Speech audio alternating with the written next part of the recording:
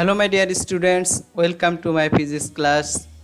Our today's topic vector algebra, addition and subtraction of vectors.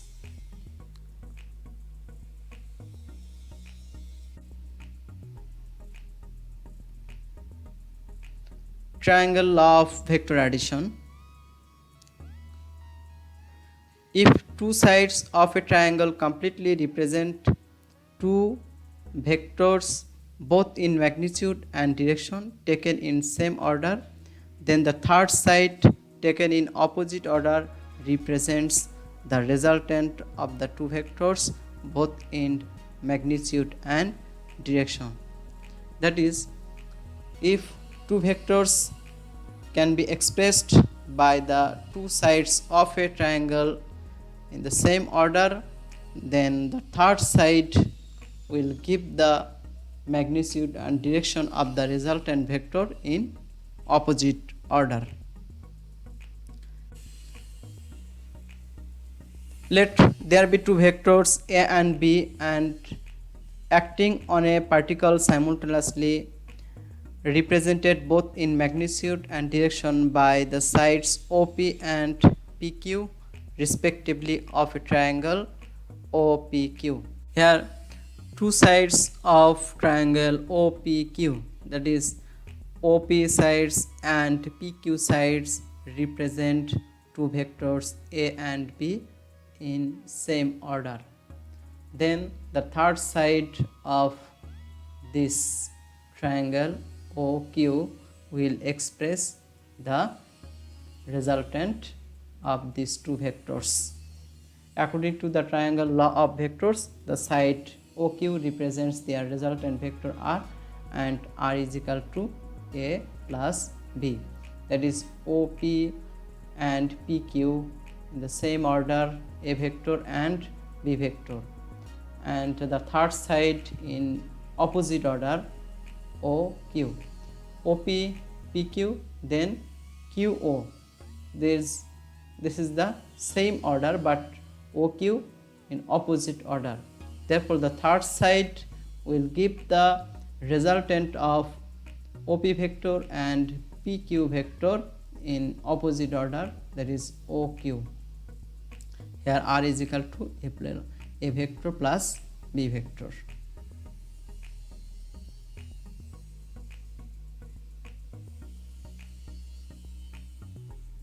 Law of polygon. If a number of vectors be represented both in magnitude and direction by the sides of a polygon taken in same order, then the resultant is represented completely in magnitude and direction by the closing side of the polygon taken in the opposite order. Let vectors A, B, C and D are represented by their four sides OP, PQ, QS and ST of a polygon taken in same order as shown in figure.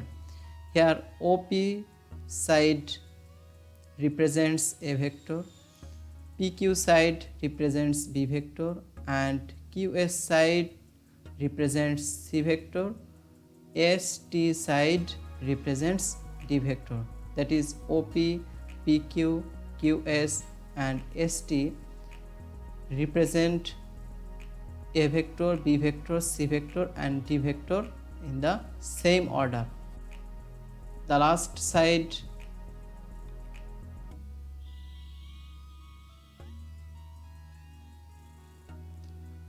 then the closing side OT taken in opposite order represents the resultant R, and R is equal to A plus B plus C plus D vectors.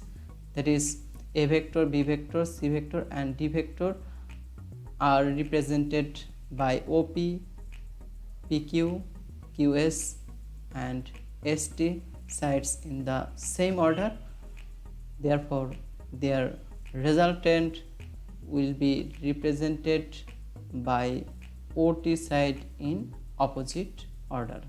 Therefore, OT, that is resultant R is equal to a vector plus b vector plus c vector plus d vector.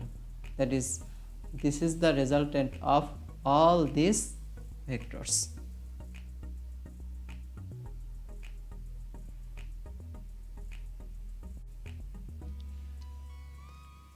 Parallelogram law of vector addition. If two vectors acting simultaneously at a point are represented both in magnitude and direction by two adjacent sides of a parallelogram drawn from the point, then the diagonal of parallelogram through that point represents the resultant vector both in magnitude and direction.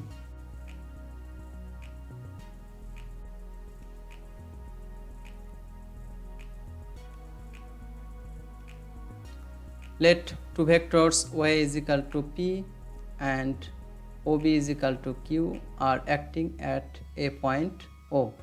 That is, y is equal to p vector and ob is equal to q vector. These two vectors are acting at O point. The parallelogram is drawn taking OA and OB as two adjacent arms.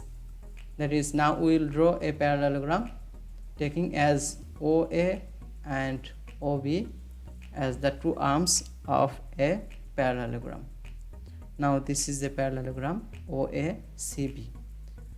Here OACB is a parallelogram and two adjacent sides OA and OB represent two vectors P and Q acting simultaneously at point O.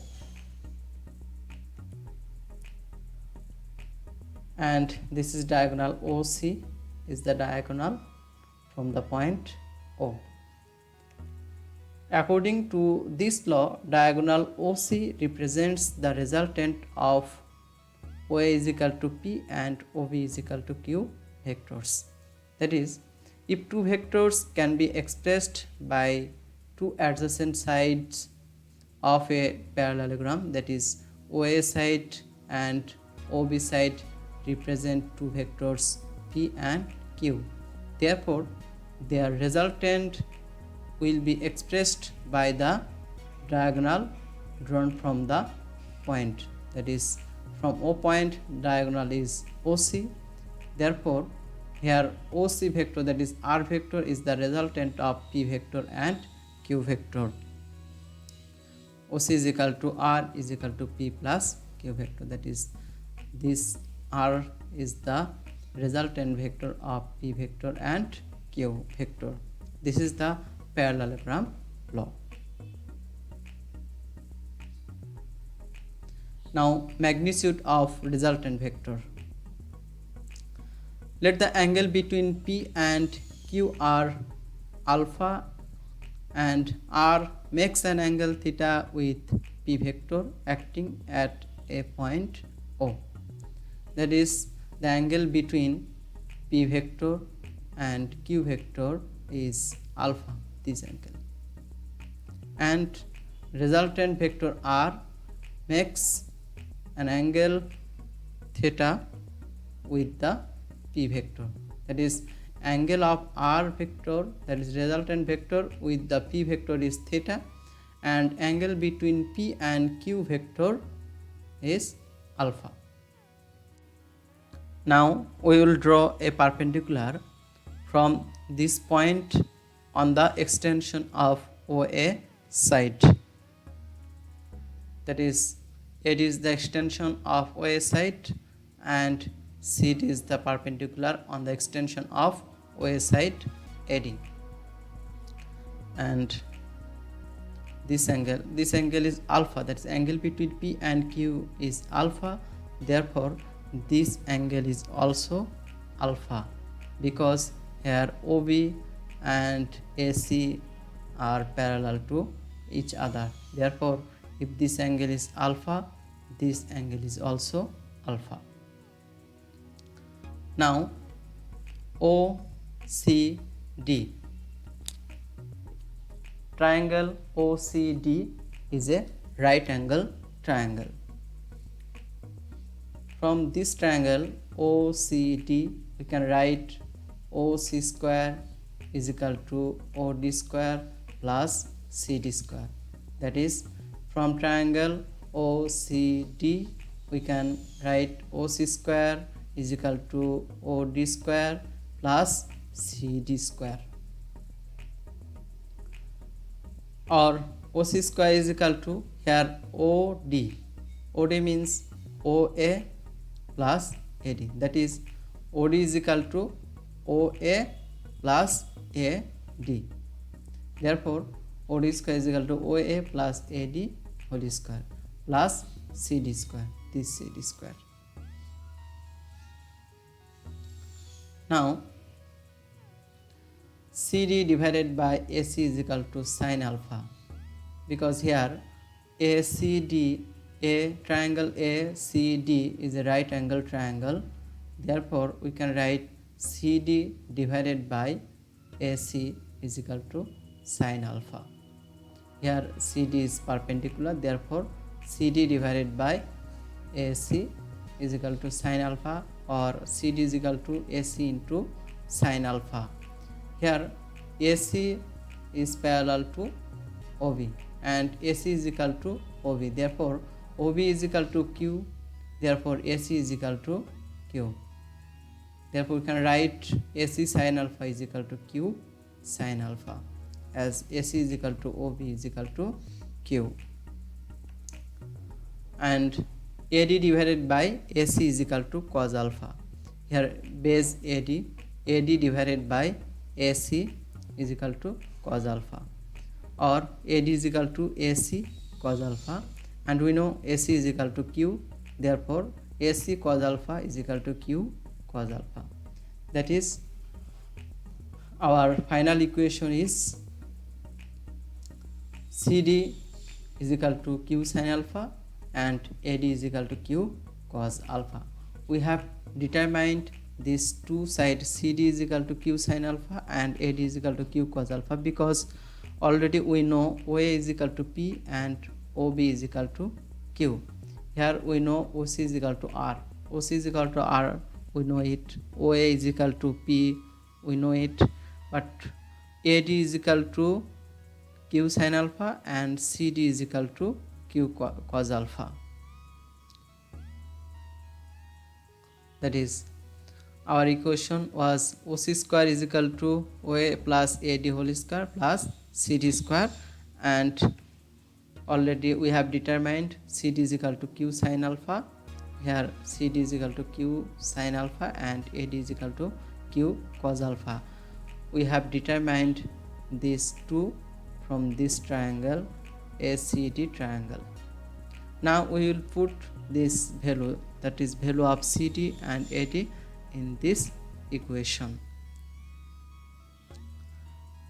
OC square is equal to, here OA means P plus AD is equal to Q cos alpha. AD is equal to Q cos alpha. Therefore, here Q cos alpha, P plus Q cos alpha whole square. Here OA plus AD whole square. Therefore, P plus, for OA P and for AD Q cos alpha, P plus Q cos alpha whole square plus CD square. And we have determined CD is equal to Q sin alpha. Therefore, CD square means Q sin alpha whole square. And OC square is equal to, here A plus B whole square. We will use A plus B whole square formula. P square plus twice PQ cos alpha plus Q square cos square alpha. Here A plus B whole square is equal to A square plus twice AB plus B square. For A here P and for B here Q cos alpha. Therefore, P square plus twice PQ cos alpha plus Q square cos square alpha. And here Q sin alpha whole square. Therefore, Q square sin square alpha. Here Q square sin square alpha and here Q square cos square alpha. Here Q square, here also Q square. That is, Q square is common. Therefore, we can write OC square is equal to P square plus twice PQ cos alpha plus Q square common cos square alpha plus sin square alpha.